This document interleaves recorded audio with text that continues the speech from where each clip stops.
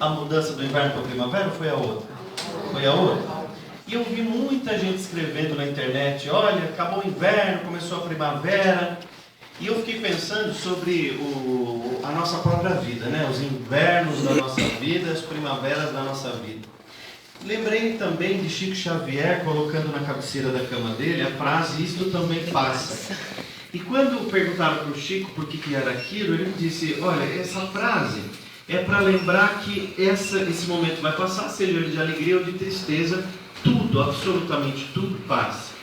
Então nós estamos vivendo no tempo de transição. E a natureza nos ensina essa transição, gente, que é muito bacana. Que nem tudo é inverno, nem tudo é primavera, nem tudo é verão. E nem tudo será sempre igual. E nós vamos mudando. E nós vamos mudando porque nós já não somos mais as mesmas pessoas, vamos nos transformando. E aqueles que estão à nossa volta também se transformam. A partir do momento que nós aceitamos a nossa própria transformação, nós conseguimos então perceber a transformação do outro, não porque eu exigi que o outro mudasse, mas porque eu mudei a mim.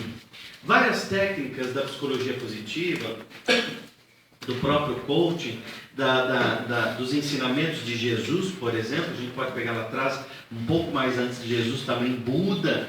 Então, muitos ensinamentos e técnicas modernas e ensinamentos extremamente antigos, a gente percebe que já desde muitos anos, a gente fala, nós não mudamos a ninguém, nós mudamos a nós mesmos. Então, esse universo aqui, que sou eu hoje, eu posso cuidar da transformação dele. E a partir desta minha mudança, então eu começo a transformar as outras pessoas, porque elas percebem como eu estou. Eu tive a oportunidade esse ano de ir a Israel. Então eu cheguei tem pouco tempo, tem acho que nem um mês ainda. E eu fui fazer um estudo sobre Jesus, eu fui na cidade onde Jesus nasceu, a cidade onde Jesus foi crucificado, onde Jesus ficou preso, onde Jesus ensinou as bem-aventuranças, fui a Cafarnaum, a Tiberíades, todas aquelas cidades onde Jesus percorreu. E é muito interessante que muita gente acompanhou a viagem que eu fiz e me escreviam perguntando assim, William, onde mais você sentiu a presença de Jesus? E é interessante porque eu senti a presença de Jesus onde mais tinha a natureza. Porque tem muitos lugares, e eu vou explicar para vocês por que eu senti a presença de Jesus onde tinha mais a natureza. Porque em muitos lugares em Israel, uma igreja ou uma denominação, um grupo domina aquele espaço. Então, seja um espaço dominado por judeus, ou seja um espaço dominado pela igreja católica, ou um espaço dominado pela igreja católica ortodoxa. Então, cada lugar, entre aspas, onde Jesus esteve, pisou, ou teve aquele acontecimento, ali tem uma igreja em volta. Então, eu fui, por exemplo, numa cidade chamada Caná, que é a cidade onde Jesus fez o primeiro milagre público. Nós falamos o primeiro milagre público porque possivelmente não tenha sido o primeiro milagre de Jesus. Eu não sei se vocês já assistiram um documentário chamado Os Anos Perdidos de Jesus. Já viram falar? É um documentário que mostra assim, é um estudo tentando mostrar onde Jesus esteve dos 18 aos 30 anos. Porque ninguém sabe onde Jesus esteve dos 18 aos 30. E os anos de vida pública dele foi de 30 a 33. Então, esse documentário, uma das coisas que mostra nesse documentário é que Jesus já ia fazer milagre desde criança. Então Maria, mãe de Jesus, sabia que Jesus fazia milagres. E que interessante quando a gente chega na cidade de Caná, é a cidade onde Jesus fez o milagre durante uma festa de casamento. Jesus foi convidado para essa festa de casamento não porque ele era famoso, porque ele era Jesus, porque sua família possivelmente era conhecida, era querida. Jesus foi com seus amigos, ele foi a essa festa de casamento. Durante essa festa de casamento, durante essas bodas, houve um desespero porque havia faltado vinho, o vinho havia acabado. Faltar o vinho naquela época era como se faltasse hoje o nosso bolo de aniversário, na nossa festa de aniversário. Então vai todo mundo na festa de aniversário, fica esperando o quê? O bolo. E eu acho incrível até hoje que depois que serve o bolo, todo mundo vai embora. Fica todo mundo esperando. Então você pode esperar. Você segura o teu convidado até a hora que você serve o bolo. Vai embora. Nessa hora sai todo mundo embora. Já comeu o bolo, leva o prato pratinho para casa. Então eu vou levar um pedaço para minha mãe. Gente, mas é mais gostoso o bolo de aniversário no outro dia, não é? Mas não é porque o bolo está mais gostoso, porque nós já estamos com fome. Porque no final da festa nós já comemos tanto, você não consegue nem aproveitar o bolo. Então faltar vinho naquela época era a mesma coisa que faltasse o nosso bolo hoje. E aí houve um desespero. Maria, mãe de Jesus, já sabia que Jesus fazia milagres, sabia dos poderes do filho dela. Que mãe aqui não conhece o filho que tem? Então, Maria chama Jesus e explica para ele que existe um problema. Então, número 1, apresente para Jesus o seu problema. Jesus então diz assim, mas o que eu posso fazer? Não, acabou o vinho, vai ser um caos se falar no meio dessa festa, já tem muita gente bêbada, já tem muita gente chegando, tem muita gente esperando, mas se falar que acabou o vinho, vai ser um caos, vai ser um terror aqui, perigoso ser até morte, porque todo mundo, imagina, muita gente ali na cidade, naquela festa de casamento, e é todo mundo para a festa de casamento. E aí interessante é que Jesus pede para que eles coloquem 6 jarros altos assim de barro e pede para que os serviçais encham de água. E lá em Caná, na cidade onde nós fomos, tem uma igreja que foi construída em cima das escavações onde tem o poço onde os serviçais tiraram a água para encher os jarros. Então a gente desce por uma escadinha assim, muito difícil e tal, mas quando a gente desce lá tem as escavações arqueológicas que comprovam que ali foi aquele momento daquela festa, foi o momento do casamento, e tem tudo lá. Mas é interessante que tudo dominado por uma certa igreja. Então uma igreja domina aquele espaço. É interessante que Jesus pede para que eles encham aqueles jarros. Então Jesus transforma aquilo em água em vinho. O primeiro milagre de Jesus, milagre público, e a partir daquele momento começa a se espalhar a fama de Jesus. Puxa, você vê diante dos seus olhos uma pessoa transformar água em vinho, é uma grande transformação. Mas Jesus não faz tudo. Jesus espera das pessoas uma ação, uma atitude, um movimento. Então, número 2, movimento, atitude, ação. Número 1, qual era?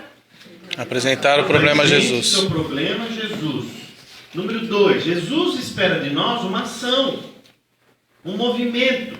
Existem dezenas de pessoas num momento como esse que nós estamos no país de crise, de dificuldade, um momento que não dá certo mais, para mim não vai dar, o ano já acabou, e simplesmente ora, pede, reclama, mas não olha os recursos que tem. Um dos grandes pecados nossos é não olhar o recurso que tem. Quem está no olho do furacão não vê o recurso que tem. Ou seja, não vê a saída para o problema. Porque olha para o problema. Se Jesus ficasse olhando para o problema, não teria acontecido uma solução. E o que eu acho mais bonito é a conclusão desse primeiro milagre. O primeiro milagre diz assim: Jesus transforma a água em vinho, pede para que uma taça de vinho seja servido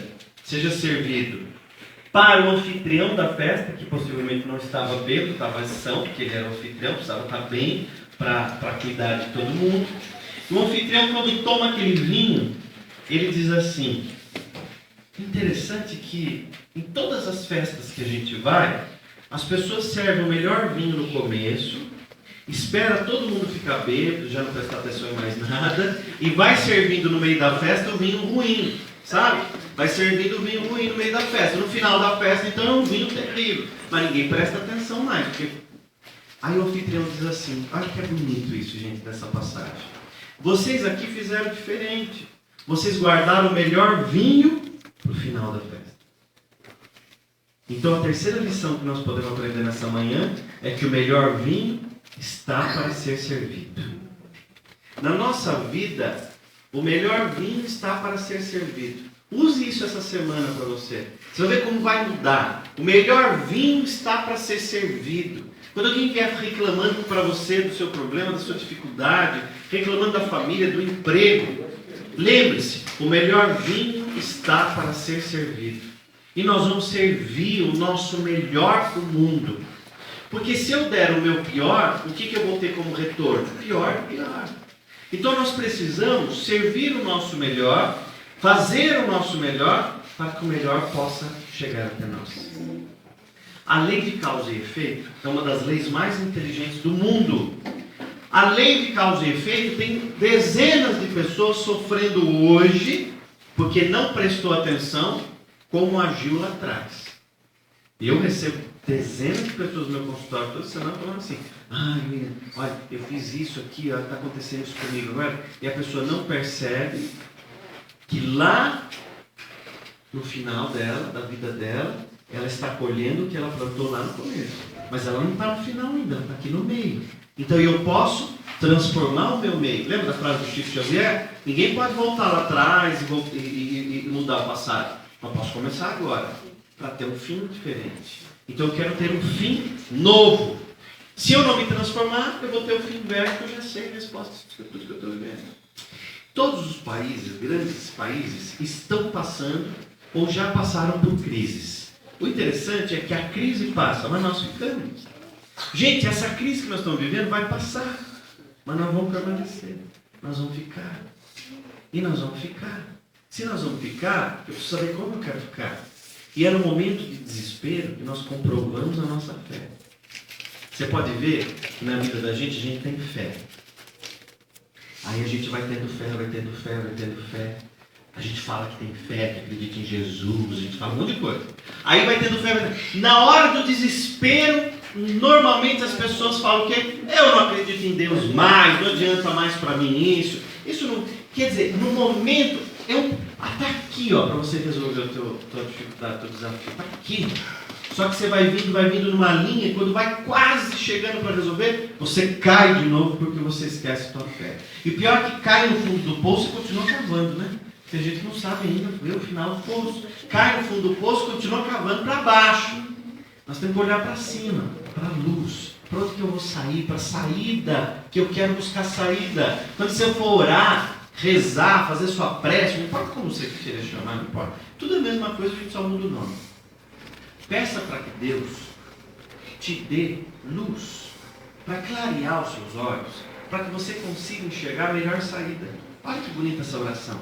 Eu quero luz para enxergar a melhor saída para a minha situação.